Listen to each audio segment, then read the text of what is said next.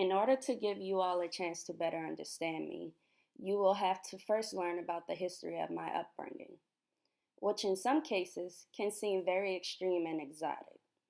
This is a story of how rough beginnings was turned into something beautiful and strong. I was raised in a single mother home for most of my childhood. On top of her raising 4 kids by herself, she is also paralyzed from the waist down. Throughout my childhood, we moved around to a lot of different places, rarely staying at a school for more than 1 year. My family struggled a lot throughout my childhood with having the necessities to survive. We lived in a house without electricity and without water, both concurrent and simultaneously. When telling my siblings and I stories about her parents in childhood, she would explain it as, my daddy was a pimp and my mama was a hoe. I had to take care of myself. Could this be a reason that she didn't finish school? Taking care of herself included selling drugs, committing robberies, and whatever it took to get the job done. Was this to survive? Her reputation in the city was being a badass who was envied by women and craved by men. She was also known for her style and fashion. She had her first child at 16 years old and was forced to take care of him by her mother. Was her mother preparing her to be a woman because she too had a child at a young age? Were they financially able to support this new addition to the family? My father came from a family-oriented background. He is the baby of 3 kids. His mother worked at a local hospital and his father owned a business or two. I also found out that he hustled in some type of way also. Again, I wonder if this was a survival mechanism for Black people in the 40s and 50s. My father and his siblings attended Catholic schools and all graduated from high school. Although he graduated from high school, at some point in his life, my father became a drug dealer. I wonder why he chose that lifestyle. Was it a way better to take care of his family and ensure them the life that he had? He was young when him and my mother married. She's 5 years older than him, and she was already known for hustling in the city. Soon after, my father became a major drug dealer in the city. Could my mother's influence on my father help him to become a drug dealer? What were the laws on selling drugs in the 80s and 90s? I was born on February 11, 1993. I was my mother's third child and my father's first. I do not know how big I was initially, but I do know as I grew older I was a thick, chubby child. I always felt that my sister was prettier than I was because she was taller than I and was slim.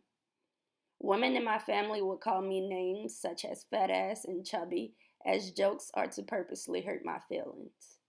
Was I not growing in the ideal beauty of the Black woman? No matter the reason, whenever they called me those names, it made me feel less than. All of the women in my family were big on looks and physical appearance. America was also. Were women not valued for things besides their physical features?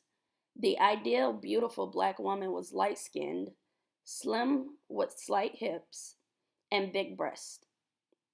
Could this have been passed down from slavery, where the slaves with lighter skin would be treated better? As a growing child, these ideals were pressed upon children my age. These are major ideals that I was physically far away from. Could this have been because this was a time that America also advertised supersized meals?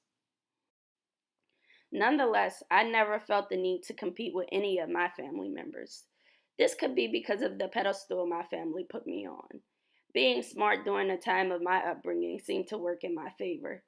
Could this have been because my family felt that I spoke white, especially when men in my family felt that I could do no wrong? My father, uncles, and male cousins were very protective over me. Was this a generational trait? Did all black men protect their women as such?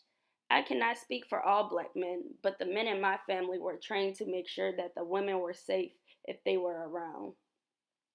I wish I felt the same protection in America.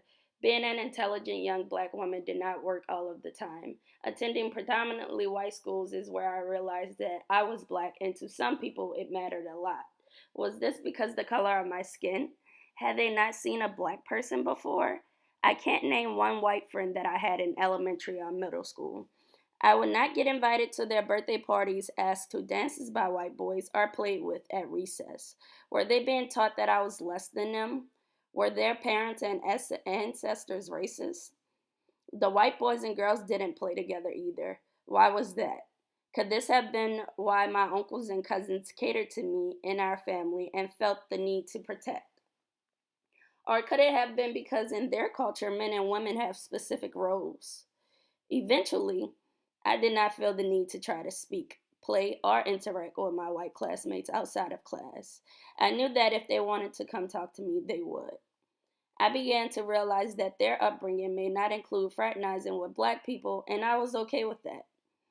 Was it my knowledge of my ancestors' past that gave me the strength to not want to conform to needing white people to like me? No matter the reason, this is when I chose to never let anybody else make me feel less than. It could have been from the confidence instilled in me from the power that I had within my community at home. It seemed as if all black people would find each other in an environment like that and stick together. I wonder if this was because their family also warned them about hanging with white people like mine did. Could it have been because our white peers did not want to hang with us? Was it the color of our skin, or did they not know how to start a conversation with us? I once heard a white kid call a black kid a nigger at school. Slavery was over before we were born. Where did he learn that? My family warned me to never let someone try to belittle me by saying that derogatory term. Although I was never knowingly called one. That wasn't the last time I heard a white person call a black person that. Were they trying to establish power over the black person? Despite all of our struggles, my mother remained strong. She instilled in us what she considers to be true values in life: God, family, and education. Although my father was away for a lot of my schooling, he was still very big on my brother and I being properly educated. His parents played a huge role in my love for education. My family is the reason I believe parenting and family influences are very important in a student's education. They may very well also be the reason that I scored on humanistic encouraging section of the LSI 2 very high. Although we struggled in many aspects of life, they were still willing to give others a helping hand. As a first generation college graduate, I have set a new path for the youth in my family to follow. My home life was very unconventional to what my school environments thought it should be. Yet, I managed to accomplish so much. A school environment can be a foreign experience to many students, especially when you feel outcast or misunderstood. That is why I believe teachers should take the time to build healthy relationships with their students, exploring their interests and igniting the flames of their curiosity and imagination. Romanticists believed that children needed to have an imagination with true learning experiences involving real world events. This included nature and all that it has to offer as a learning environment. I too believe that those real world experiences and exploring students' curiosities can improve education. But we can't do that without critically looking at the system that we have in place for education. Washing one's hands of the conflict between the powerful and the powerless means to side with the powerful, not to be neutral. Paulo, as a critical theorist believed, we have to first look deeper to address our norms and biases within a system to better move forward. In conjunction with my upbringing, I know that every student is different and we should be enriching their interests rather than treating them as material in an assembly line. As a leader, I will promote my staff to identify those biases within themselves by questioning their origins, assessing the students that we serve and their different cultural background and home upbringings.